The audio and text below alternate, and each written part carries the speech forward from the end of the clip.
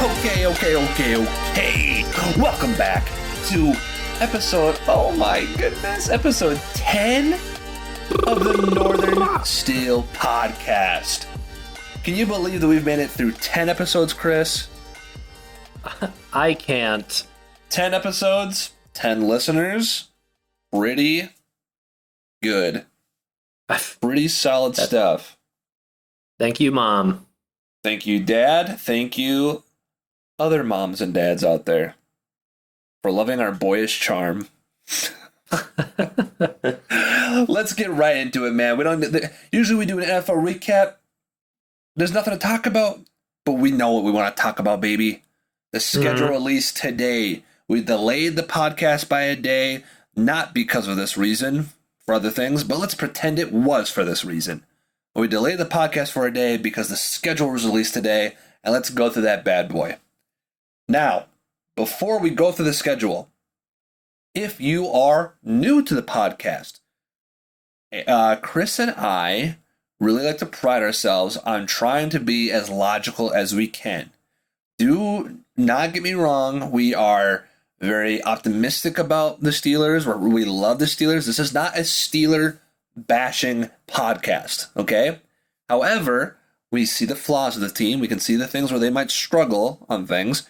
And the reason why I'm trying to preface this now, because if you are a new listener listening to this podcast, I have seen a lot of Steeler fans giving the Steelers a really great record this year, and pump the brakes on that, because I don't know if I would like to do that right now. But there's also a lot of unknown variables, right? We don't know how the offense is going to play. We got a brand new quarterback, whether it be Mitch or Kenny. We have Matt Canada's offensive scheme, hopefully can run the way he wants to run it with either of those quarterbacks. The defensive line, hopefully Tuitt can come back. He can play as well. I know we drafted DeMarvin Leal. Alualu. Hopefully people stay healthy. We don't know who's going to get hurt, who's not going to get hurt. So it's tough to gauge the record for the Steelers this year. We're going to give it our best shot and try to talk about it. Mm-hmm. All right, my main boy. Let's start off. You know what? I will say this. I was going to say let's not talk about preseason, but I will say this is the biggest surprise to preseason for me was that we don't play the Panthers this year. That's like a staple. Oh, yeah, I guess we always play the Panthers in preseason. Yeah, it's like a staple. We don't play them, but we play them in the regular season, so we'll see them then. Okay, week 1. We're obviously on the road again, as for the 8th year in a row. Might as well. And the Steelers play the defending AFC champions, AFC North champions, the Cincinnati Bengals, on the road at a 1 p.m. game if you're from Minnesota here, listening from Minnesota, noon. But they play them in the early slot. What do you think about that game, Chris? I mean, it's definitely not the easiest game to start your season with. I mean, one, we're playing away, which is always tough, but then also to be playing the Super Bowl losers. Sorry, I feel like that's the only thing we have on the Bengals right now is to call them Super Bowl losers. Sure. So it's going to be tough. You know, they already have a team that's in there. They're bringing, from what I understand, a lot of people back, right? Yeah, I think so. Yeah, totally. Yeah, so it's going to be tough. And a lot of it depends on how our team is. Like you said, a lot of the unknown variables going into the season. I think, a lot of people are trying to relate it to last year where we played the Buffalo Bills on the road. We into Buffalo. There's a lot of hype around them, and we ended up, our line was bad, Big Ben's old, and we ended up beating them in a surprise of a game. So a lot of people are talking about that. I don't view it the same way. I think, yes, even though our offense wasn't that great, Big Ben's still Big Ben. He can make things happen. He can do what he has to do. I know our defense played tight. That's the thing where you could maybe assume, or you can maybe predict a win here because we're playing the Bengals so early. Both teams are coming out of the gate. Yeah. I do think the Bengals out of the gate should be a more prepared team than we are, because with Mitch or Kenny, we're trying to figure out our offense. And I don't know if our defense right away week one's strong enough, but maybe they are, because maybe the Bengals aren't hitting their stride yet, getting on fire. But I would say that's probably a loss. Yeah, I agree with you, Dom. And I know this is something that we usually do at the very end, and it's something that we'll probably get into. But I had a question of the day on Twitter. And again, if you're not following us on Twitter, it's Northern Steel Podcast at Northern Steel PC. And I asked the question, Steelers start their season on the road against Cincinnati. What are some of your early game predictions? All right. And so we actually got a few replies from Steeler Nation, and a couple of them were really good. And I honestly think I saw a couple of realists out there, which made me feel warm, which was good. But the first guy that replied is RG Mr. Hammers at Mr_Hammers. He said, I think we need to hit them in the mouth and step on their face. Time to remind them we are still a formidable opponent. The team that uses the most physicality will be the victor. I hope TJ has a day. Yeah. These are all things that definitely need to happen. We definitely need to be aggressive, but oh God, it's the Bengals, dude. And I hate that I'm saying this because I feel like I've never said that before. It's the Bengals, but that's who they are now. And I think wishing for that kind of outcome of yes, the defense, and they got to hit him in the mouth, and they got to do this and that. Yeah, I agree. That is the way to win that game, setting the tempo in the run game too, offensively, so that the high-powered Bengals offense doesn't get the ball that much is also pretty key to that game. But again, I think without knowing how this team's going to play, without knowing who's even going to be starting at quarterback right now, it's hard to really judge where our offense is going to look like. And I think we're going to be in a period of figuring things out for a while. I agree. So I agree. I think if you really want to go an optimistic route, I will say, because here's what I'm going to do. I'm going to make a wins and loss record optimistic and a wins and loss record pessimistic, right? For those of you with tiny brains, that's half glass, glass half full, glass half empty. And if you really want to take the optimistic side on it being a week one and both teams are just coming out of the gate and you could surprise somebody, I will say, sure, maybe optimistically they could get a win. But truly, I will say that's probably a loss. And I will say, too, I probably relate more to this guy, and it's really funny. I hope it's not this bad if it is a loss. In fact, in week one, I think a victory for us would see how close of a game we can get it, right? Because I think that'll be very telling of the team we're going to have. Like I said, they're a really good team.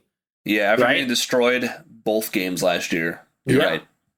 And so this guy, Tarek, at Tarek_PA, said Cincinnati 34, Steelers 13. So, the sad part is I could see that. I really could. Yeah. And that's not a knock against our defense. I think it's more of just you're trying to figure things out, I know everyone's keep in mind, Steelers fans, when we beat the Bills last year, when we played them in week one, they were also trying to find their footing. I will tell you right now, and if you believe this, you're wrong, that we would not have beaten the Bills in a later week in that year. No. I think just because it was week one and both teams are coming out of the gate of the preseason a little rusty, we snuck up and we got one on them. If we would have played the Bills in December, we would have lost that game for how hot they were. My take is first game loss, but hopefully we can pick it up after that. Week 2 is the home opener against the Patriots. Also the early slot, 1 o'clock Eastern. Now, I don't really think there might be 1 to 2 easy games on our entire schedule, in my opinion. I'll point them out when it's there, but there's a lot of really tough battles.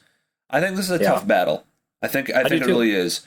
I would say because we're at home, optimistically and pessimistically, I think I might give us the win on this team. I think, this isn't Tom Brady. I know it's still Belichick, but I think we actually match up pretty well with this team. I think we might have the moxie of them, how they played last year, depending how the Patriots scheme was kind of ran last year with a defense and a rookie quarterback. I think we can maybe sneak one on them for a home opener. Yeah. And I was just going to kind of back you up on that one. And I really hope that we have some difference of opinions, or else we're just going to be agreeing this whole time.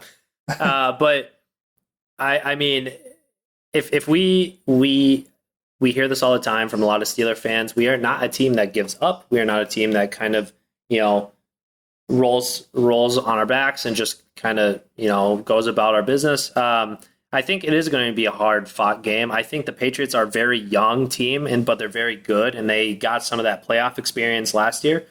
And the thing is, we don't know how Mac Jones is going to be. We don't know how he's going to react with his new receivers that are on the team.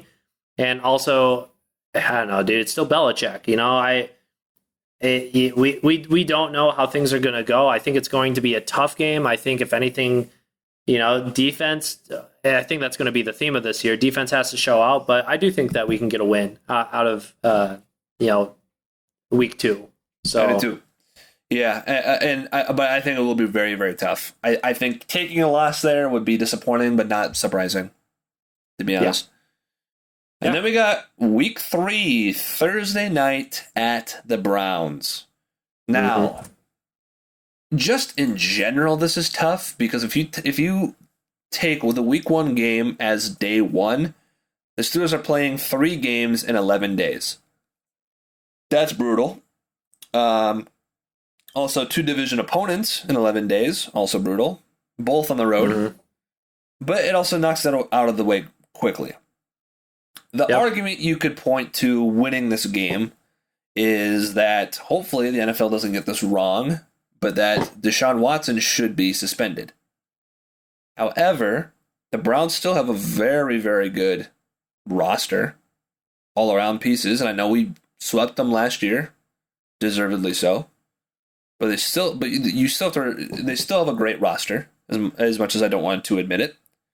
And it's not going to be a walk in the park, in my opinion, especially coming off of probably a really tough Patriots game at home, and then doing a Thursday night game against the Browns. That's going to be a tough, tough atmosphere.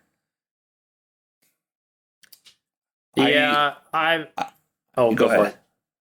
No, you go. I was just going to say, it's exactly what you're saying. It's playing 3 games within 11 days. Guys get tired. I get it's early on in the season, so hopefully, fatigue definitely doesn't play its part into that. And like you said, if the NFL does the right thing and Deshaun Watson is suspended, that's going to play a big part into it.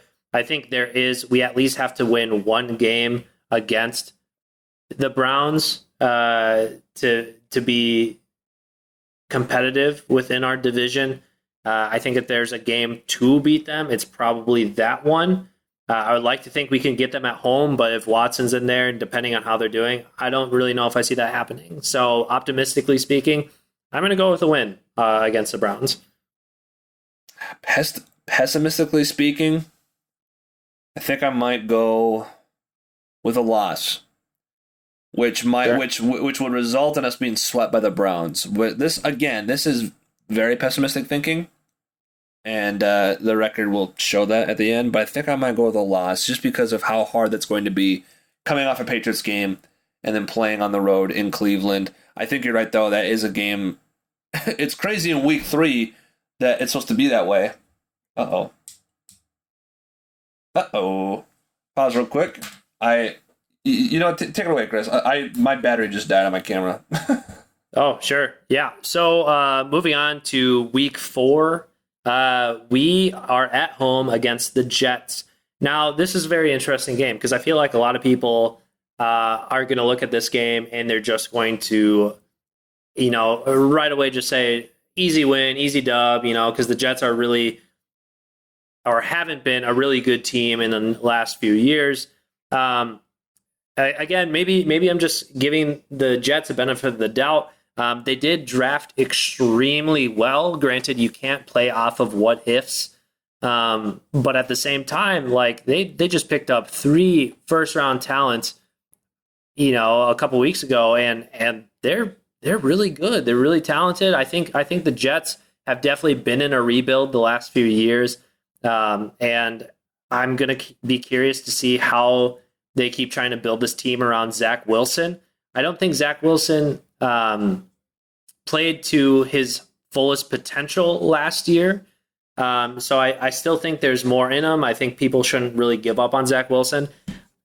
And now, also being the Steeler fan I am, I do think this is a game that we have the advantage in, personally speaking.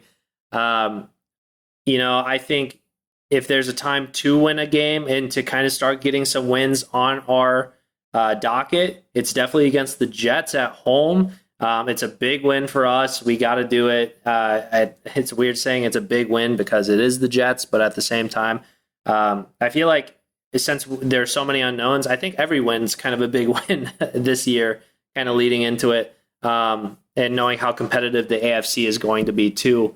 Dom, you got... Yeah, and that's just football too. I don't know why. All my batteries are dead, so whatever. But that's just football too. Every game is pretty important.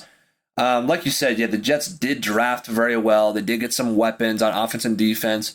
But until I see a change from the Jets, it is hard it's hard to assume they're going to be good, I guess. I hope they will, because it's been a long time. But I agree. I hear what you're saying.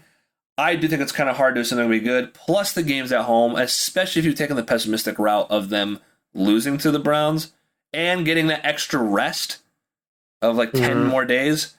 That's got to be a win, both sides of the board, I imagine. Yeah. All right, and then after a Jets game, they go and play the Bills in Buffalo at the early slot again, 1 p.m. I know Steeler fans. I know the Steelers beat the Bills in Buffalo last year. Barring a 4-game series at the beginning of the year where you think that where maybe the Bills are playing really bad or an injury, I say we lose. Just cut and dry. I say we lose that game. I'm not really going to go into it much. I totally agree with you. I think until I'm proven otherwise, the Bills, I think, are from now and in the next couple of years are probably going to be one of my high AFC teams, and they're always going to be a challenge as long as they have Josh Allen under helm. So I'm just going to go with a loss on that one. To travel to Buffalo and get a win would be absolutely insane. I don't think it's going to happen. Then the following week, week 6, we play the Tampa Bay Buccaneers. Also a 1 o'clock game. Tom Brady, all the weapons are still there in Tampa Bay, besides AB, obviously. But Tom Brady's back. He's been our kryptonite for 20 years. I know it's at home. I know it's not the Patriots. I also think that's a loss across the board. Optimistic, pessimistically, I think that is going to be a very tough team for us to beat. Dude, all I gotta say is I think if Tom Brady truly loved his kids and stayed in retirement, I would count that as a win very easy because they were going to lose everyone. But it was just confirmed. In fact, I'm on the phone with Adam Schefter that he does not love his kids, Tom Brady, that is, and he's actually going to play for the next 10 years and then take a really big deal with Fox. So we're probably going to, yeah. So I'm also going to say a loss. Hopefully not an absolute butt kicking, but we'll see what happens. Yeah, like it definitely could be close because it's at home. You know, they could sneak one up on them. It's not like the Bills to me. The Bills, I feel like in a certain degree is almost kind of an automatic. It doesn't feel that way to me. I feel like they could surprise you, pull out a win there. Yeah, but I'm going to say loss for right now. Yeah, we'll see what happens. Then you got week 7 against the Miami Dolphins, which is a Sunday night game in Miami. Mm-hmm. This is a game I see a lot of Steeler fans out there, and you know who you are. A lot of Steeler fans think like this is an easy game. Like, oh, yep, easy peasy. I completely disagree. I think it's going to be a lot closer than you think. The Dolphins got a lot better in the offseason and in the draft. They got really speedy receivers. I know it really does depend on Tua. Can Tua play good? Can he play better than what he's been playing? Kind of not really sure if he can. So it is very dependent on Tua, but that's a tough one. Under the lights in Miami. I would like to say they could still maybe sneak out a win. I think it's going to be close. Maybe last second field goal, potentially. Dude, it blows my mind. And obviously, okay, yeah, actually, I am calling out a lot of Steeler fans because it's like, if you're really a Steelers fan, you know that, I guess in my mind, there's no such thing as an easy game, all right? We literally go into games that we're like, oh, this should be an easy dub. This should be easy. And it never is, because we either play down to the level of competition or we just play a close game. I mean, even take last year. I know Ben had COVID and everyone's going to be like, oh, yeah, well, it would have been a completely different game. I agree with you. I think we would have won the game against Detroit. But the fact that, like, if we still tied with them, it was a close game, like, we always do this. And I'm not trying to be mean or anything. I'm just trying to be a realist. And like, I think it's going to be a hard-fought game, personally. I think my take on the game is Brian Flores is coming back to Miami.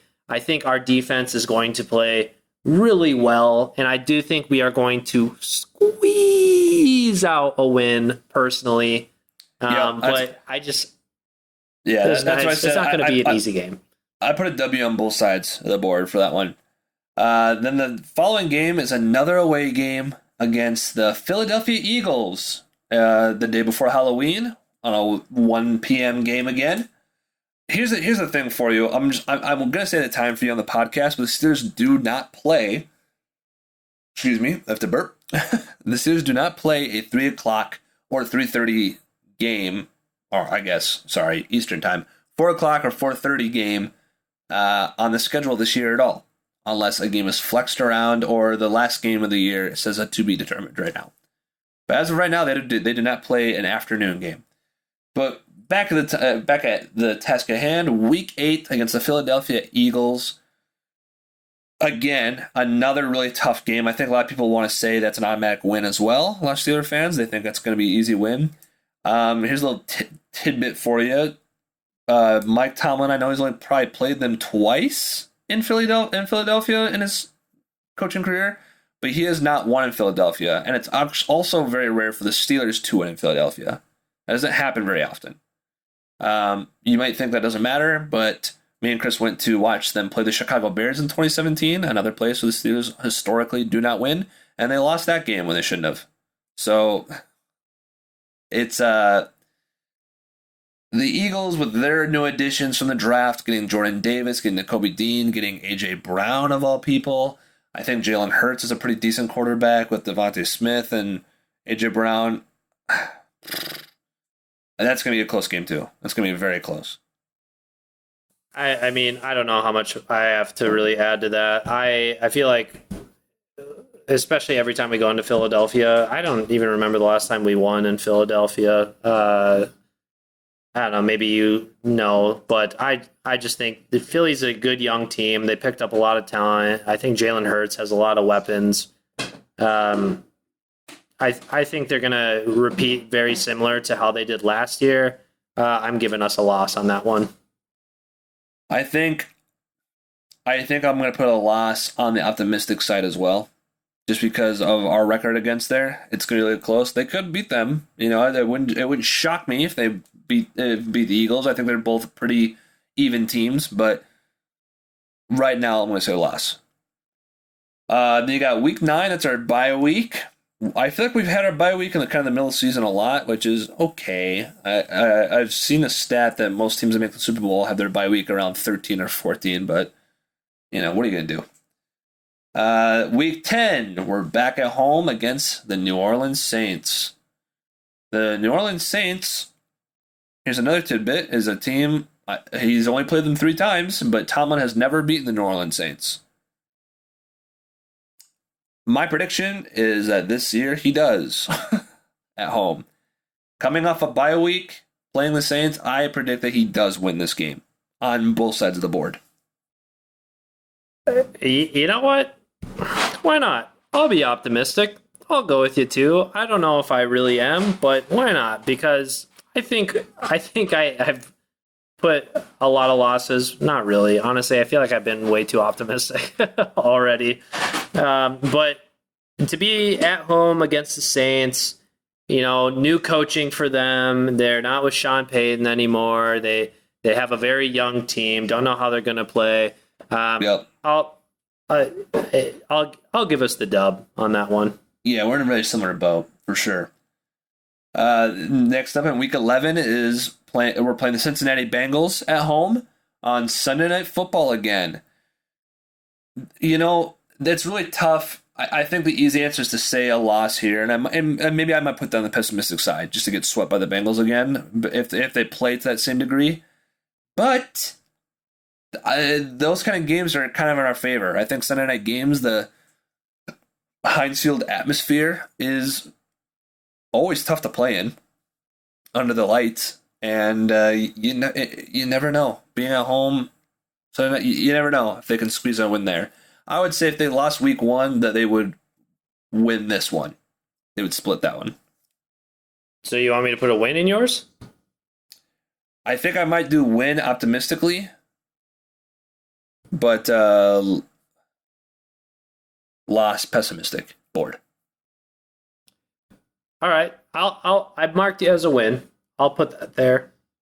I think optimistically looking at this game, it's exactly what I said before. If we can go into it and keep it close, I'll take that as a win. That is my optimistic view. If we can show that we can be competitors against the strong offense of what Cincinnati is, then I'll say, hey, I think there's a lot of big things coming for us in the future, which is awesome. I mark this as a loss. For sure. Then you got the Indianapolis Colts in Week 12. This game is back-to-back primetime games. This is a Monday night game in Indy. That's going to be a really tough game. I think Indy's a really good team. They got Matt Ryan. I think it's obviously an upgrade over the way Carson Wentz played last year. I assume it to be so. Mm-hmm. Big Ben owned the Colts. I don't know if this team can own the Colts. And I think a big factor in that was our run defense, how garbage it was last year. Hopefully that's far improved, but without knowing it, and the Colts having Jonathan Taylor, I kind of want to say a loss on this one, both sides. Sure. I'm going to disagree with you. This is the one where I'm feeling a bit more optimistic in. I think Matt Ryan is a good quarterback. I think, the Colts do have a lot of talent. And stopping Jonathan Taylor is probably going to be the number one priority in that game. I have a feeling it's more of like a hunch feeling. I have no facts to back up what I'm about to say. So I'm sorry okay. to anyone listening. It's more of just like, when you get that like pit feeling in your stomach. Yeah. I look at that game and I'm like, we're in Indianapolis. We're in a dome. I think if there's a time when I think we're going to have some big-time passing stats, some players are going to show up and show out, I'm going to give an early game prediction that's going to be George Pickens' best game. I'm going to go and say it. I'm going to go and say it. What's funny about that is not to move on from this game, but the very next week is kind of my prediction to be George Pickens' big game. And I'll tell you why. Because Week 13, they play the Atlanta Falcons in Atlanta at a 1 p.m. game. Now, this is normally the Steelers' trap game. The Mike Tomlin trap game. This would be that kind of situation. I hate picking those as trap games because I hate watching them live. So I would like to say on both sides of the board, I'm going to give them a win here. I don't think the Falcons are a very good team at all. They do have good weapons, but as a unit, I don't think they're very cohesive. And the reason why I think this could be Pickens' big game is, again, indoor stadium under the lights, and also Pickens in Georgia. Went to Georgia. So kind of a homecoming for college but I'm going to give a win on both sides. That'd be pretty cool. Honestly, maybe have back-to-back weeks, and then we'll all freak out, and it'll be good. I'm going to give us a win, too. I think the Falcons have Mariota. And they're not a very good team. I don't know if they really improved after the draft. So I'm gonna say that's a win for us, and that's probably one of my more confident wins. That's like I'm saying a win in that regard, as people are saying a win for us against Miami. I don't think we're gonna blow out Falcons, but I think it should be a better game. Sure, yeah, probably one of our better ones of the year. It should be, at least on paper. Mm-hmm. Then week 14, you have the very first time we're playing them, the Baltimore Ravens at home, 1 p.m. Now, what sucks about the Ravens is they are also a very strong team with a very strong roster. Yes, we have swept them both years, or the past 2 years, I should say. We've swept them. And also, Lamar Jackson does not play very well against us, or rather, we play very well against Lamar. We're able to shut him down and contain him, and I think he has more turnovers than touchdowns against us, which is great. I usually like to split this regardless. I usually like to split this up. Even on the pessimistic side, I like to split this up. So I'd like to give us a win here. I'll give us a loss later. Sure. Exactly like you said. I am also going to split. Regardless of where it is, I'll just say a win so we can get that over with. But, I mean, Ravens are getting half their team back from injury from last year. So, like, they're going to be good. They drafted really well, as always. So, I'll give us the win just because we're at home, but I expect a loss, honestly, later. Then you got... In week 15, you have the Panthers, also 1 o'clock game, at Carolina. Carolina, kind of like Atlanta, is also kind of a messy team, in my opinion. Besides Christian McCaffrey, who knows if he'll even be healthy, I don't really see us losing that game. Again, it is kind of a typical trap game for Pittsburgh. It really is. Like, they could get a loss there, but I do want to pick wins on both sides of the board. Okay. I'll give you a win there. Against the Panthers, looking at the rest of our schedule, that'll probably be the last win I give us. So no spoiler alert or anything, but I'm going to give us a win because I think they are probably the last easy, air quotes, easy team that we will probably play. And more of a game that I feel more confident in. So I'll give us a win on that one. Next, week 16. Now, just because you said that was probably going to be the last win, let me paint a picture for you. So week 16 is against the Las Vegas Raiders at home. It is on Christmas Eve, and it's Saturday Night Football on Christmas Eve. This, if you do not know from listening at home, or even Chris, is the day after the 50th anniversary of the Immaculate Reception. So that will be celebrated on the field. All the old players from the 70s will be there, I'm sure, to watch this game. All the pros, all the history that will be talked about for this game, the 50th anniversary.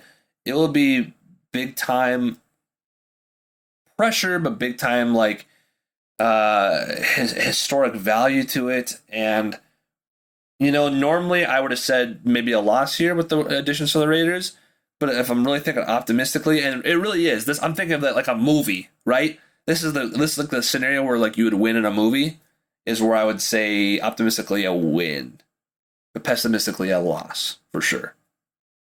What are you saying? What am I putting? Well, I'm making both sides too, so I guess pessimistic I'm putting loss, but optimistic I'm putting win, just for the movie aspect of it. All right. That's it. Oh yeah, I guess I I have to have a take, don't I? Raiders. They're dude, the AFC West is just so good. I mean, yeah. They got all these additions. They got all these people.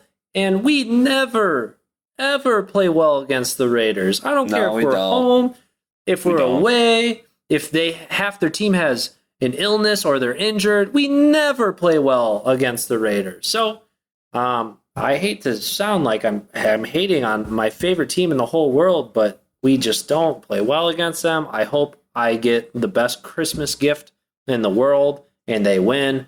But I put us down as a loss on that one. Yeah, it's I think realistically that probably a loss is more realistic. If I'm thinking optimistically, I'm really thinking about the movie aspect of doing the Immaculate Reception again, for winning it for those guys. But yeah, it's tough to say. Week 17 is at Baltimore at a 1:00 game. Again, I like to do a split, so I'm just going to say a loss no matter what here. Yep, and I agree. Happy New Year's to us, ringing in the year with a loss. So that'll be a lot of fun. Now, you never know. You never know, because we have swept in the past 2 years, but I will say loss for now. Again, I want to be proven wrong, but I'm just going to say a loss. And then the final game, it's either January 7th or January 8th. The time is to be determined. It is against the Cleveland Browns at home, Week 18. Probably a big-time matchup. Deshaun Watson will be, I'm assuming, on the field. At home, I mean, I don't know, dude. I want to say a loss on both sides. It's hard for me to say a loss. It hurts my soul, especially being our final game of the year. And at home, it hurts my soul to say a loss. But I think I probably should for right now. I agree with you. There's so much going on, right? And I think if they get Deshaun Watson back, granted, we don't know how they're going to vibe and work as a team, but at the same time, they just somehow got better, and I think we're going to split that series. So I also put a loss there. So to round it up optimistically, for at least the ones I'm writing down here, and I think when I'm thinking optimistically, I think I imagine Big Ben, but truly we have no idea what this offense is going to look like. We don't know who's going to start. So the optimistic record to me is kind of like fantasy. It doesn't really matter. But my list show is here 12-5, except I put one of the games in a parenthesis loss. So 12-5 or 11-6, which would be phenomenal in my opinion. Oh yeah. But I do think that is a fantasy right now, depending on we haven't seen him play.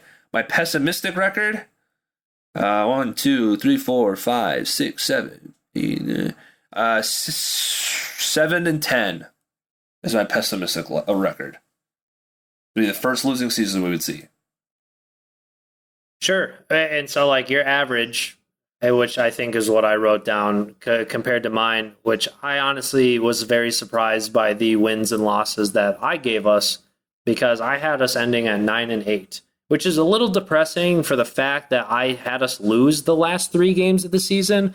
So if we were 9-6 at one point, and I'd be like, dude, what? I'm not expecting this, but it's, I think 9-8 is a very fair record. In fact, I still think that's maybe a little bit too optimistic. But again, it all depends on how we play and how we mesh as a team. There's a lot of unknowns, but I'm excited to see it.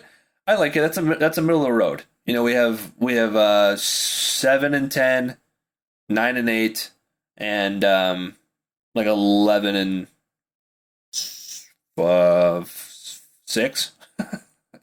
Right? Yeah. That's math, I guess. 11-6 or 12-5. So yeah, I feel like that's a fair thing. Here's a question I want to point out to you before we maybe close off this podcast a little shorter. We just want to talk about the schedule today, give our quick reaction to the schedule, and also maybe predicting a way too early prediction based on nothing right now. But if you want to talk about if it's either Kenny or Mitch starting, let's say Mitch starts first. I'm looking at the beginning of the schedule, and what do you think is a place that they could pull him? Because I feel like the first 6 weeks is tough, but there's also a mixture of like maybe some winnable games in there. And I wonder, like, after 6 weeks, if performance is bad, do you pull Mitch there and then you give Kenny a chance to get his feet wet in week 7, week 8, have a bye week along with there, and then roll him out for the rest of the week or the rest of the year? Or do you have Mitch roll the first 8 weeks and then bye week you make the switch and have Kenny roll the rest of the time? I think that's an excellent question. I don't know. I think when I look at the quarterback situation, I can't help but look at how opportunistic the preseason looks to me personally, because I think those are 3 very good opponents to go up to not only like work on your skills, but to like build confidence, because Seahawks lost everybody. Jaguars, I until proven otherwise, are not very good. And the Lions are also not very good. So I think if there's any time to kind of maybe get Kenny out there to like build his confidence and show that he can play against NFL ready teams, and it's like, go do that. At the same time, if we do ride with Mitch, I could see us maybe going through about 4 to 6 games, and then maybe seeing if that switch takes place. But I also wouldn't be surprised if we see Kenny Pickett week 1 and seeing how long we ride with him, or if we just decide to keep riding with him throughout the whole year. Yeah, I don't know if I expect Kenny week 1, but I am leaning towards with my original question of whether it be earlier or at the bye week. I am leaning towards more of like a 6-game stretch if Mitch starts. Give him weeks 1 through 6, and that game against Tampa Bay, evaluate it from there. And if you want to make a switch, give Kenny the Dolphins and the Eagles. I know the first start then would be Miami on a Sunday night, which would be big time pressure for your very first start. But you give him those 2 to get his feet wet, and then you also have the bye week to get him more acclimated in. Mm-hmm. I think that'd be the way to do it. If you do want to start Mitch and want to switch later on, you give him the 6-week window. And then if Mitch is balling out, you let Mitch ride with it, and you just be happy about it. Sure.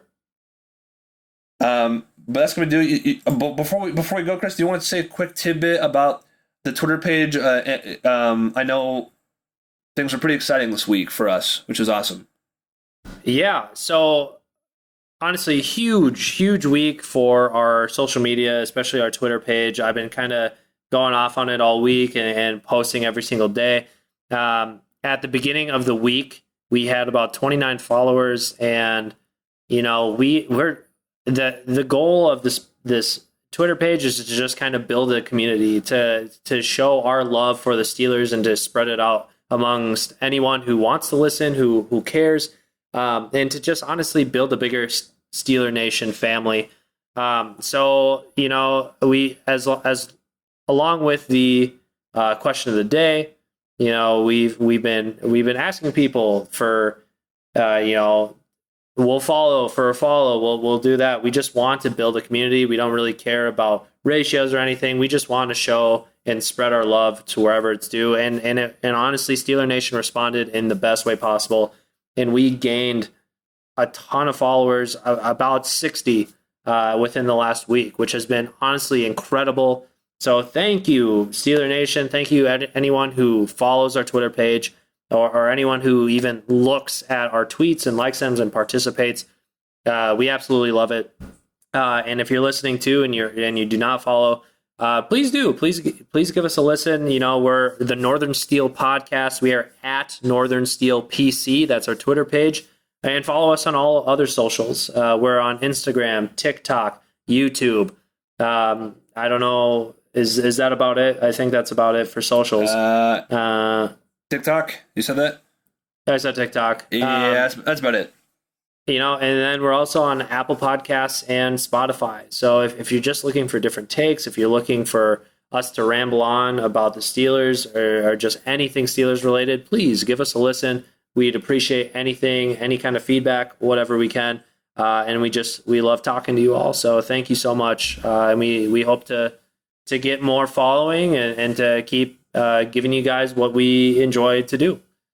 And along with with getting the new followers, we have been able to have a couple conversations with some other Steeler fans in our Twitter DM. And truly, this podcast kind of comes from a place of we don't believe the Pittsburgh Steelers should be gate kept by Pittsburgh people. And not all Pittsburgh fans do, but I think some do. And there's Steeler fans, like we have said in our first episode, all over the world, all over the national states and international. And we want to also bring a light to those people, and maybe sometime in the future, maybe tell your story about why you're a fan and where you're from. And I think that's a really cool way to connect us all Steeler fans too, because we're just a fan of the team, man. Doesn't matter if you're from Pittsburgh or not. We just all bleed black and yellow, and that's what's important. So thank you again for listening to the Northern Steel podcast. We can't believe we made it to episode 10. We've never stuck with anything like this in our whole life, baby. Just that is a joke, by the way. We're both getting married, so we're okay with commitment. But thank you again for listening to the Northern Steel podcast. My name is Dominic. This is Chris. And as always, we appreciate you, and we will see you next Thursday. Doses. Peace out.